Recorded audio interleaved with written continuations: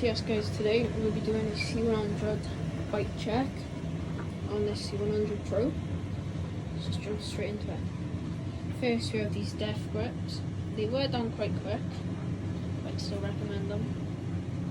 Got a Shimano Dior front and back brake.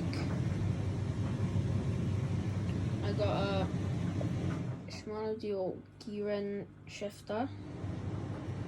Got the stock collective bars with a hook top here and a spacer there, and I got a collective stem as well. I got these nice rock shocks, and I got these hook rims that I coloured in with my paint pen, and I got these ODI dust cap colours. So next we have a little hairy seat, a Hope prickly seat clamp. We've got some race face chest pedals and with some Z cranks. And we've just got some normal grip tape that I bought off eBay for about £3. Got a Shimano Dior derailleur with a clutch.